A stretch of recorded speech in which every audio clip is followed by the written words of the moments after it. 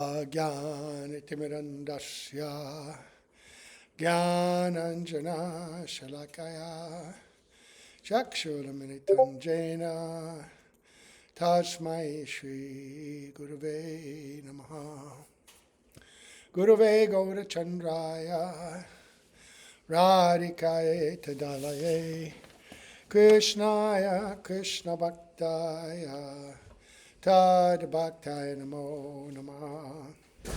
Yam Pravajantam Manupeta Apeta Krityam Rapayano Viraha Katara Ajuhava Putreti Tan Maitaya Taravo Vinedus Tam Savabhutam Hridayam Munimanatosmi Narayanam Namaskritya Naram Chaiva Narotamam Devim Saraswatam Vyasam Tato Jayamudirayat Abhaktya Vihina Parara Lakshai Kiptascha Kamari Tarangamadye Kripa Maitvam Sharanam Prapanna Vrinde Namaste Charanara Vindam Tave Vasmi Najivami Tvaya Vina Iti Vigyaya Radhe Tvam Nayanam Charanandike Vancha Kapatarubhascha Kripa Sindhubhya Evacha Patitanam Pavanebhyo Vaishnavebhyo Namo Namah. So we're going to begin by offering our most humble obeisance unto the lotus feet of our beloved Gurus, unto Sri Guru Pada Padmanitya Bhavishta Om Vishnupad Asta Tarsat Sri Srimad Abhayacharnaravinda Bhaktivedanta Swami Maharaj Srila Prabhupada and Sri Guru Pada Padmanitya Bhavishta Om Vishnupad Asta Tarsat Sri Srimad Bhaktivedanta Narayana Gosvami Maharaj under our exalted Rupanuga Gravarga and all the assembled Vaishnavas and Vaishnavis. So today is Disappearance Day of two great personalities. One is Srila Jagadish Pandit and one is Srila Jiva Goswami Pad. So we must talk about these principal personalities. They're disappearing. We use the word disappearance and appearance because we don't use the words birth and death. They're eternal personalities. They have no birth, no death. Actually, none of us does. But what they do is that they come into our vision for some time, perform pastimes, and then they leave. And so that's called they disappear. They go someplace else, some other universe, and perform those same pastimes in the association of the Lord.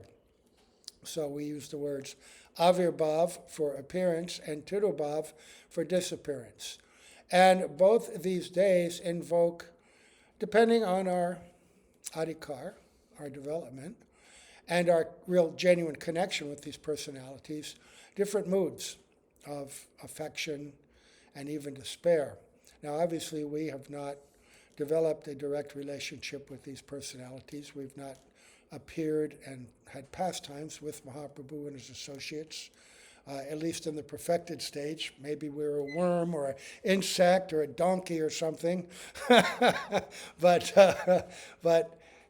still, hearing about them, it's not different from hearing about the pastimes of the Lord. Krishna Janam Smaram Chasya, right? We are enjoined to hear and remember about the pastimes of Krishna and his associates. Right?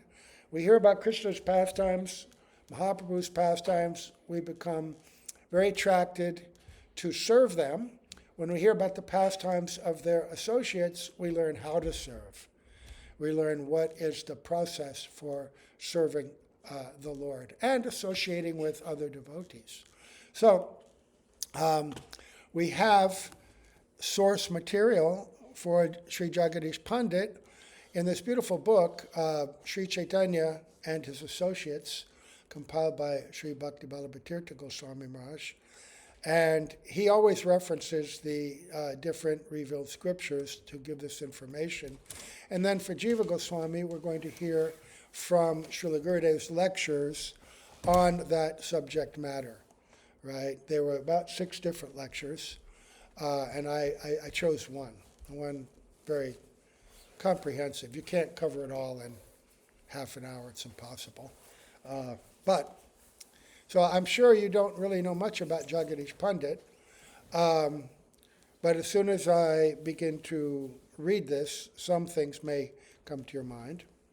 So, he begins, oh goodness, by referencing, let me just see if I can make this a little bigger or change the view somehow. No, I can't. Maybe I can, no. All right, here we go. Egads. I'll do my best. So, it's really small print. I wonder if I can change the way in which it shows up. No, not like that. Don't want that, that's for sure. Usually it's view. No. Window. Resize. Nope. Nope. I'm out of options here. Oh, this is bigger. What did I do? I don't know. Anyway, it's bigger. Sri Jagadish Pandit. This is a quotation from the Gauraganadesh Deepika. Apara yagya patno Sri Jagadisha Hiranyako ekadasyam janor anam pratavyavidva gasat prabhu. So, the quotation is, the wives of the sacrificing brahmanas in Braj took birth as Jagadish and Hiranya. The Lord Mahaprabhu asked for and ate their prasad on Ekadasi day. Yeah, that was a very nice pastime that you read in the Chaitanya Bhagavat. Is he going to describe that? I think so. Yes, so I won't talk about it. So we spent considerable time reading that pastime of the Yagnapatnis. And then there was a question, what happened to them? Where did they go? What level of perfection did they achieve? Well, one thing we know is that 2 of them took birth as Jagadish and Hiranya. So what is said here? Jagadish Pandit is considered to be simultaneously both Nityananda Shaka and Chaitanya Shaka, a branch of both Chaitanya as well as Nityananda Prabhu in the desire tree of devotion. So this is interesting because in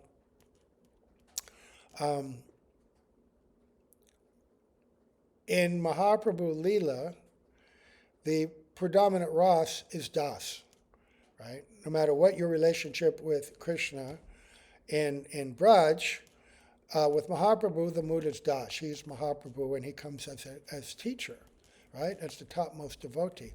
However, with certain devotees, the inclination and service mood that they have in Braj may be there as well to some extent, right? Certainly with Srup Damodar and Roy Ramananda, those deep feelings and understanding of their identity as Lalita and Vishaka. So these two, they are associating with Mahaprabhu, and they're going to have this a feeling, because they're a little older. Well, let's see. So, he was born in the town of Guwahati in East India. Is it that near? That's a stop on the railway. On the way, we take a train from Bangalore to Calcutta when we're going to Navadvip Parikram, and one of them's the Guwahati Express. So I guess it goes through Calcutta and then in that other way. Anyway, his father's name was Kamalaksha Bhatta. Both of his parents were devotees of Vishnu.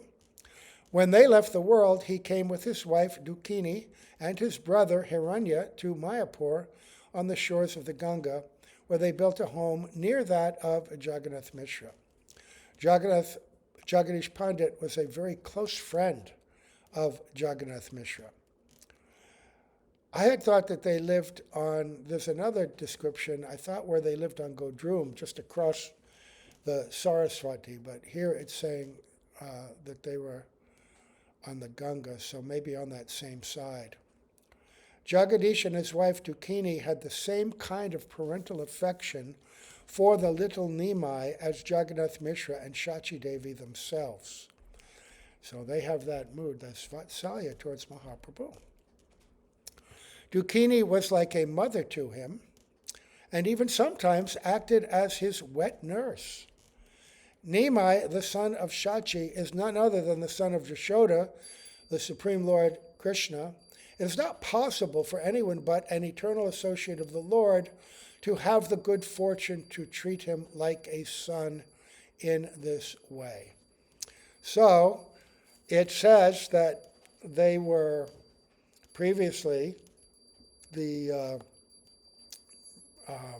Mathura Ramanis, but now it's describing them as eternal associates, because whether you're sadhana siddha or nitya siddha, when you become siddha, now you are an eternal associate. So they're perfected souls.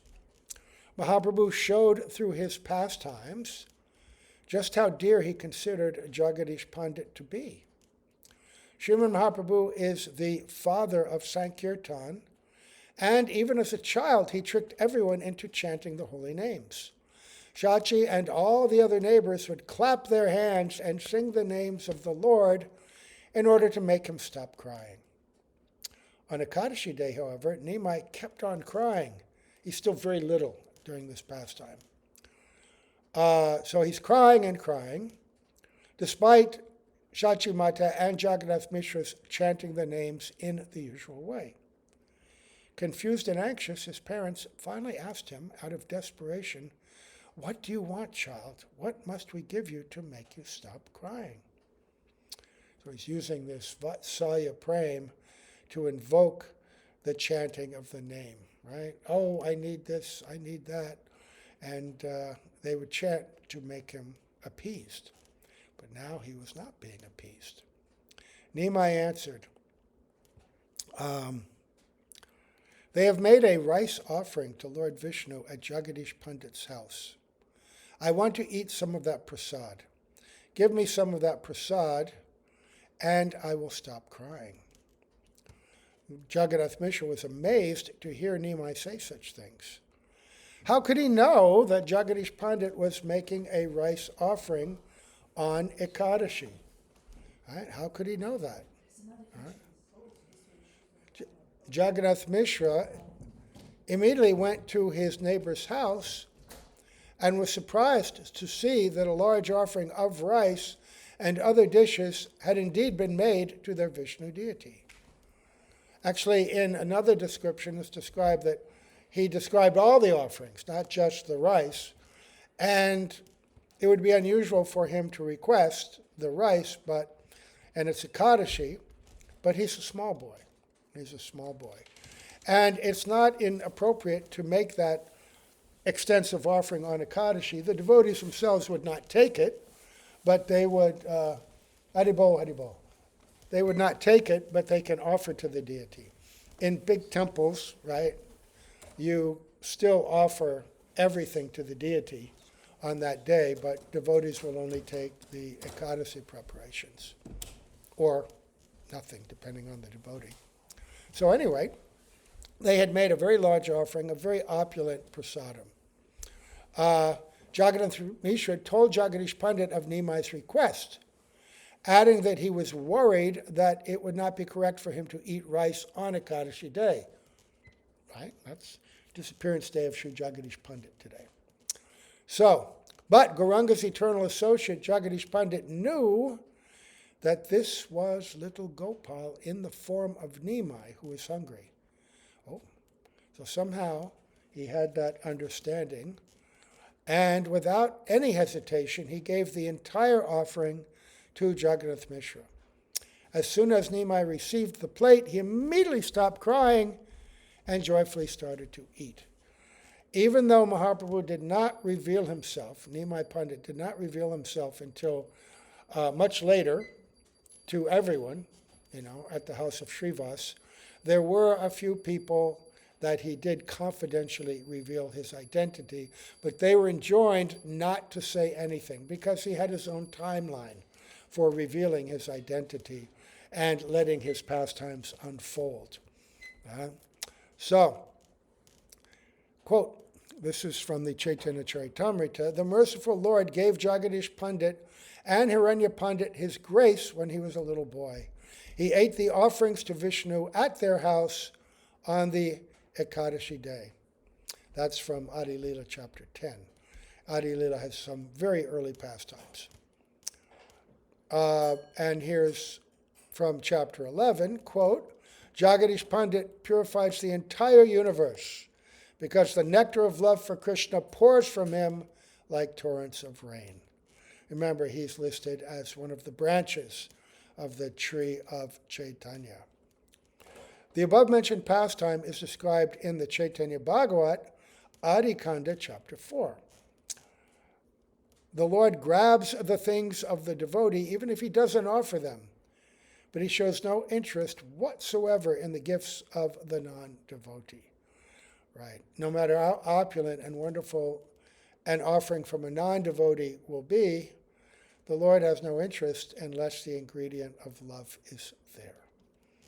And perhaps the most famous example of that is when Krishna went to Duryodhana's place to ask him to give some land to the Pandavas to avoid a great war. You know, even a village each. And Duryodhana was so evil because he's a partial incarnation of Kali Maharaj himself. And he had that role to create this war, and he said, I won't give them enough land to even put the head of a pin in. Krishna said, okay, my business is finished. But Duryodhana, as a king and, following Varnashram etiquette, it's interesting because even though he was a demon, he still followed the general etiquette of Varnashram, and Krishna was his guest. Well, okay, but stay for lunch. I've had a very opulent lunch made because he was the king, he had the best cooks, the most ingredients. It could be very opulent, beyond our imagination. Krishna said, I have no appetite. I don't care what you've offered, I have no appetite. And he left. And there's another story that goes along with it where they tried to restrain him, but anyway, he left. But passing by the house of Vidura, right, who was very poor, lived outside the immediate compound because his mother was a Shudra. His father was Vedavyas, and he was very wise. He's actually incarnation of Yamaraj. But he lived very simple. He was an advisor, respected for his wisdom, but in Varnashram culture, he was considered like a Shudra, not even a Brahmana. But Krishna passed the house, and the wife of Vidura was there, and he saw her, and she was also a great, great devotee, and he said, oh, Vidurani, I'm very hungry. Please give me something to eat. And she had nothing in the house but bananas. But Krishna came in, and she immediately began to peel the bananas and to offer them to Krishna. And she gave Krishna a plate, and he began to eat very happily, right? Oh, this is the best I've ever had. And then Vidura came back to the house, and he saw Krishna eating something, and he looked closely, and he was eating the banana peels. Vidurani was so absorbed in prema that she threw out the bananas and gave him the peels. But Krishna said, oh, this is very tasty. And Vidura said, what? What are you eating? Stop. And he said, no, I will eat this. This is so tasty. What was he tasting? The love. The love. And there's so many examples like that. Sudama Brahmana, others, right? The Mathura Ramanis, right? Who these two are incarnations of, Jagadish and Hiranya.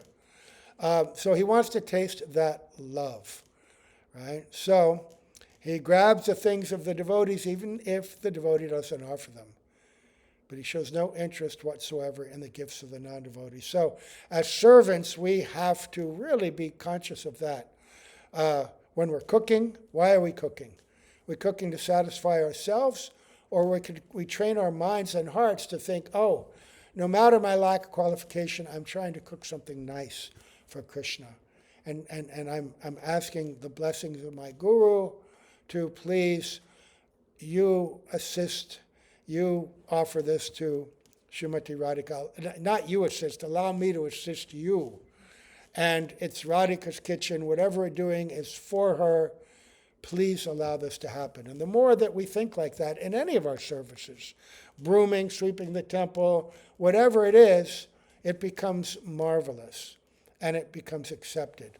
But if you do things very expertly, but you don't have that mood, what's the value? Right? You may gain some sukriti if you're in the environment of the temple, but we want more than that. We want bhakti.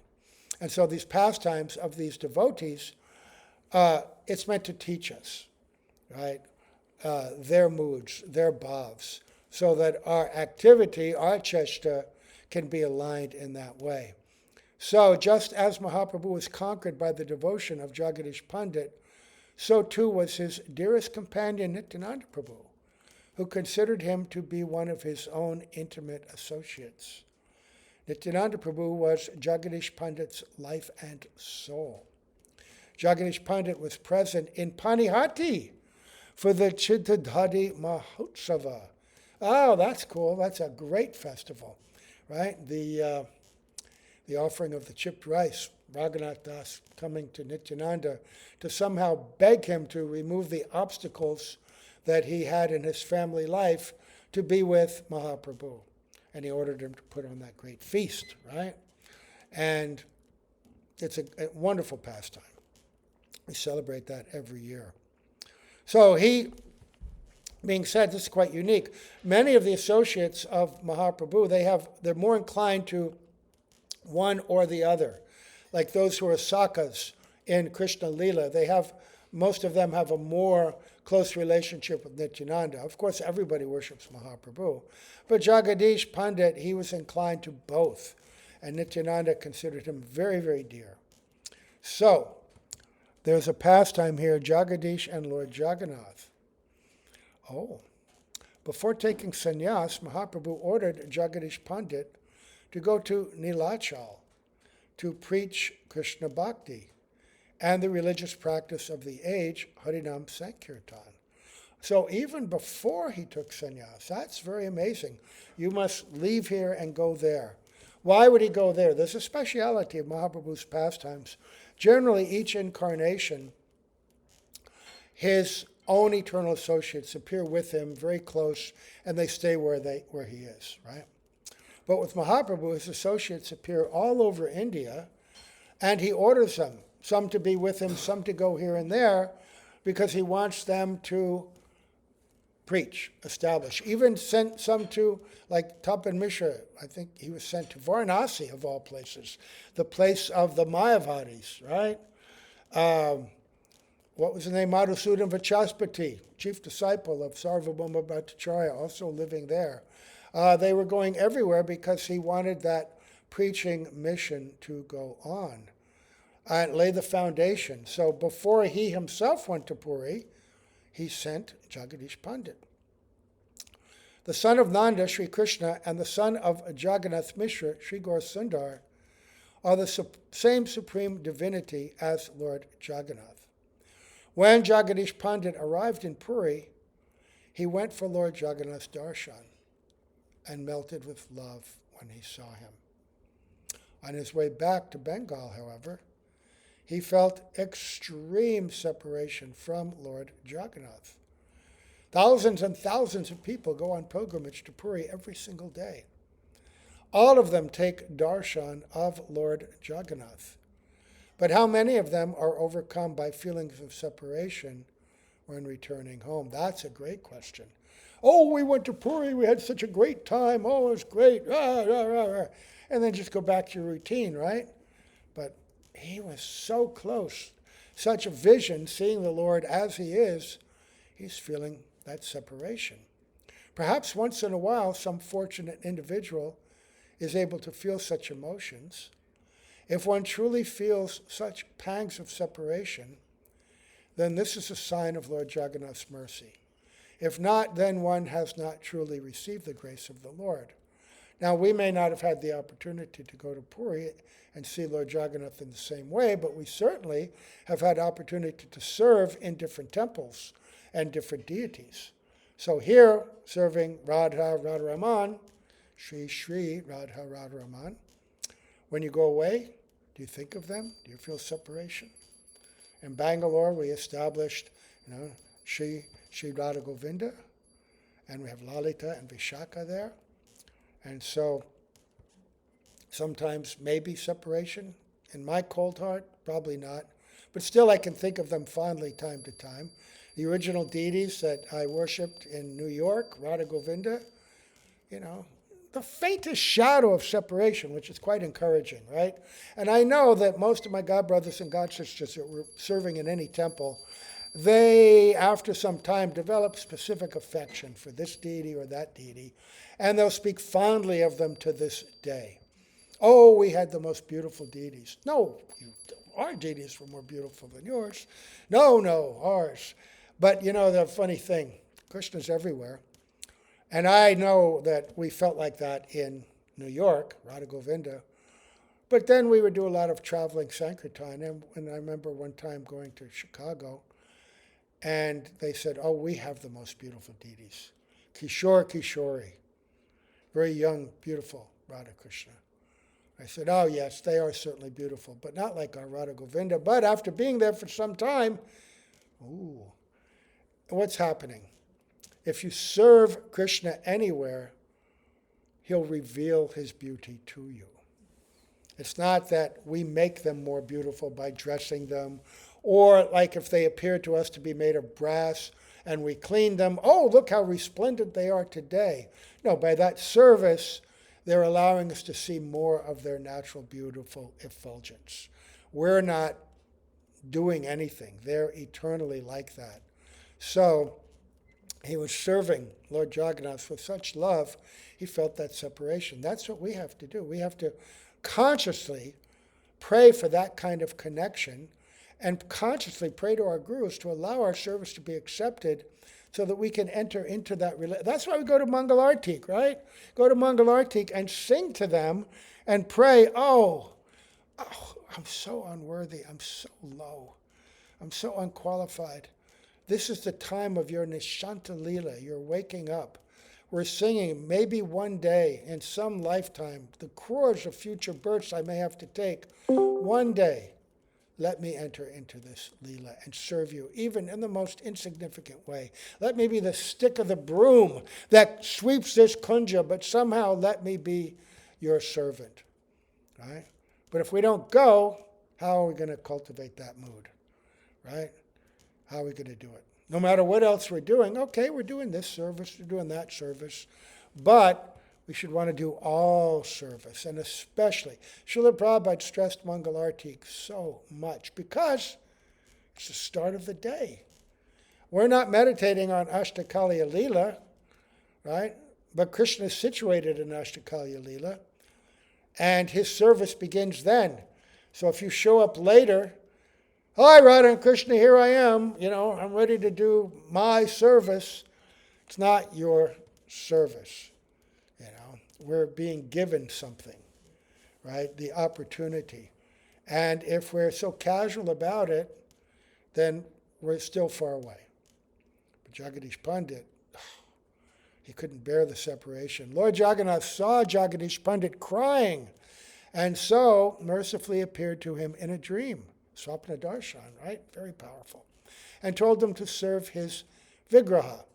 Simultaneously, he appeared to the king of Odisha, right? And ordered him at that time, at the time of the Nava Kalevara, when the wooden deity of Lord Jagannath is renewed, the outgoing form should be given to Jagadish Pandit.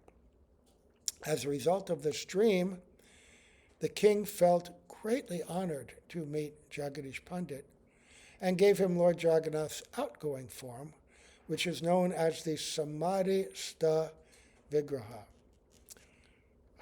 Jagadish Pandit prayed to Lord Jagannath, asking him just how he could possibly carry the heavy figure of the deity all the way back to Bengal. Because massive. But Jagannath, he's big. It takes all these servants, these dietas, to carry him from his throne to the cart. How's he going to do it? Lord Jagannath answered him that for his sake he would become as light as a cork. Then Jagadish was to cover him with a new cloth and then carry him suspended at the end of a staff. Right?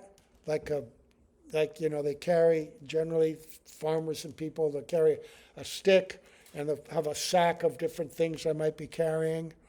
Lord Jagannath further told him that he would have to make permanent arrangements to stay wherever he was set down on the ground. Jagadish Pandit Prabhu took the aid of two brahmanas to carry Lord Jagannath as far as the village of Jashura on the banks of the Ganga near the town of Chakta. Jagadish Pandit left Lord Jagannath with one of the brahmanas and went to take his bath in the Ganga and to perform oblations of Ganga water. While he was gone, the brahmana found that Lord Jagannath was suddenly becoming very heavy and that he was no longer able to hold him up. When Jagadish Pandit came back from his bath, he saw that Lord Jagannath was sitting on the ground and realized that the Lord wanted to stay at that very spot. So, we have a lot of pastimes like that. The Lord, okay, this is where I want to be, right? Madan Mohan, right? When Sanatana Goswami says, okay, I'll take you back, but I'm not carrying you. You have to walk yourself. He said, okay, just don't turn around and look, right? And the Didi Gopal Didi of oh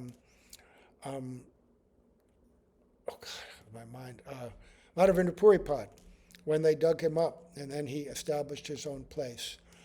So many deities did that and decided, okay, this is where I'm going to be.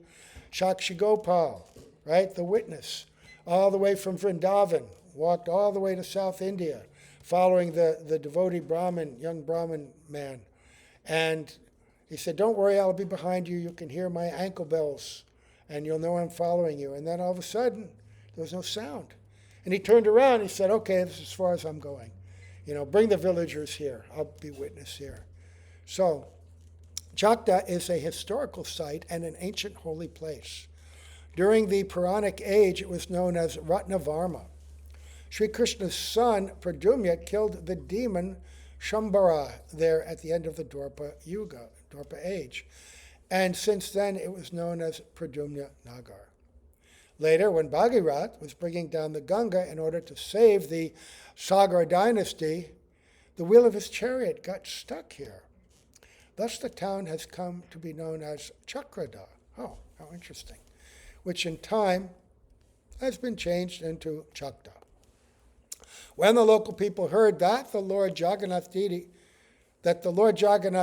from Puri had come to stay in Jashura, they flocked there in thousands to seek his darshan.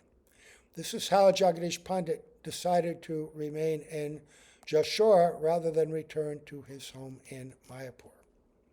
Being attracted by the parental devotion of Jagadish Pandit and his wife, Nityananda Prabhu and Chaitanya Mahaprabhu visited the Lord Jagannath temple in Jashura on two different occasions.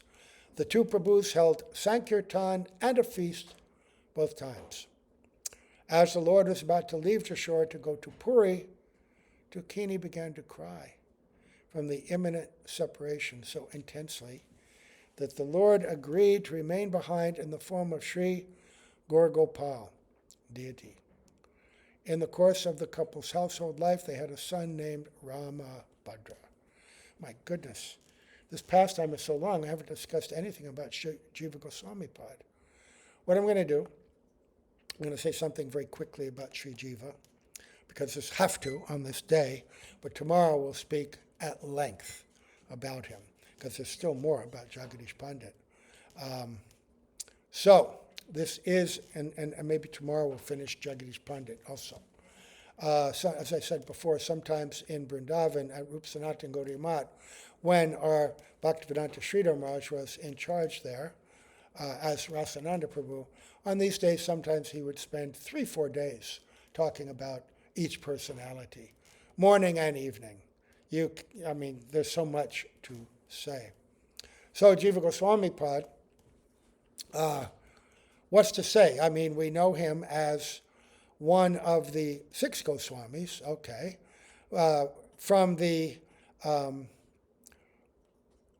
ordinary vision, he was the son of Anupam, the younger brother of Sanatan, Sanatan and Rupa, and he was the only one with a child. And when he was very young, Mahaprabhu came to Ramakeli. Mahaprabhu had made a desire to go to Vrindavan from Puri, and he made a number of different attempts. And one time he went through Ramakeli, which is actually in the opposite direction. It's on the other direction. But he went there, and the crowds were so huge with such a disturbance. Ultimately, Sanatana Goswami advised him, you can't go to Vrindavan with these hundreds of thousands of people following you. Everywhere you go, they're digging up holes to take the dust from your feet. They're trampling the fields of the farmers. You have to go in a different way, more secret. And he goes, yes, I know. I only came here to see you two. They were at that time under the service of the Mohammedan king, right? And so, and they had heard about Mahaprabhu. They greatly desired his darshan, and so he came to them. But at that time, they brought the tiny child of Anupam and offered him at the feet of Mahaprabhu. We are offering this Jiva to you. His name was Jiva, but we're offering this Jiva. And because of that, Mahaprabhu accepted him as one of his sons. There were 3 devotees that he accepted as sons. Let's see, Gurudev gives this really long lecture. I'll just read just the first few paragraphs, which talks about his early age, and then we will continue that more tomorrow. As the only son of the 3 brothers, Jiva received abundant affection. Srila Rupa Goswami was always especially affectionate towards him and treated him as if he were his own son. And actually, that's not unusual. In the Indian family, the brothers generally live together, and the uncles are like fathers, right? And the other sons, they're called cousin brothers, but they're brothers. This is my brother, this is my brother. In America, we make this bigger distinction. In India, it's like your brother, right? Especially if you're living under the same roof. But the uncle, he may treat the son a little different. The father has to be a bit more stern and strict. The uncle can be a little more gentle and lenient, right? And even Krishna had relationship with the brothers of his father Nanda. Upananda was older, but Sunanda, the youngest, he's almost like a friend to Krishna. He's a little older than Krishna, obviously, but they had a very different, special kind of relationship. And you remember Raghunath Das, the 2 brothers, Hiranya and Govardhan, they only had the one son. And so Raghunath Das, they both very attached. And they wanted him to stay home and not go to join Mahaprabhu. Oh, you can be a devotee here. Because even though their son was Raghunath Das, they were like Vaishnava Prai. They were more like Kanishtas. They did so much service. They supported villages of Brahmanas. They were very devoted to Mahaprabhu and to Nityananda. And when Gopal Chapla offended Haridas Thakur, they kicked him away, but they couldn't give up their son, right? They couldn't give up their son. And they kept trying to bring him back whenever he would try to go to Mahaprabhu. But these brothers, they had a completely different idea. Rupa and Sanatan, they were willing to give up their own household life. They were so opulent, so honored and respected in ordinary society, but they ran from it. And they had this beautiful nephew that when they left a great deal of money so that young Jiva could be educated very deeply in Sanskrit and Vaishnava literatures. And when he came of age, then he could come and join them. So, when Jiva was still very young, Srila Rupa Goswami took him to Mahaprabhu, who blessed him by placing his hand on his head. During childhood, Jiva studied and soon learned all logic, Sanskrit grammar, and theistic philosophy from the books in his father's home. In Ramakeli, they had a very opulent compound, and during the time when they were there, they always had brahmanas coming, reading Bhagavatam, discussing. Even though Orthodox Brahminical society rejected them because of their association with the Mohammedan king, right? They were deeply immersed in Vaishnav literature, practice, and devotion in the home, right? So when they left, they engaged these brahmanas to instruct Jiva to continue his education.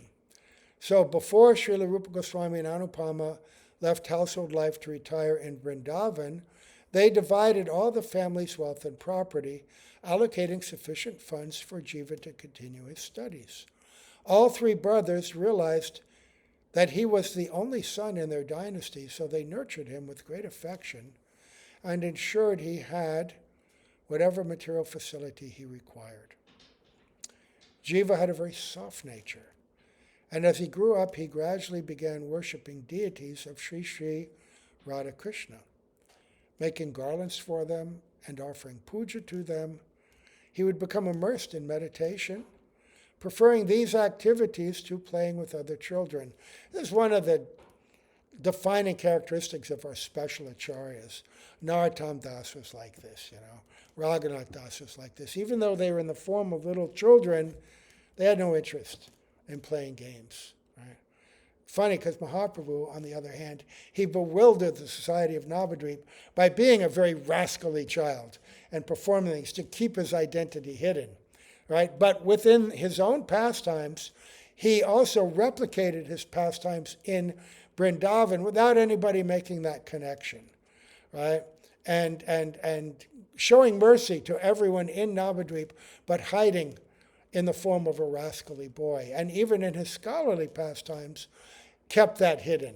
But internally, Saraswati Prabhupada described that even though he appeared to be only interested in logic and grammar and argument, he was actually tasting the deepest rasic meaning of all Vedic literature while appearing to speak about it in an ordinary way.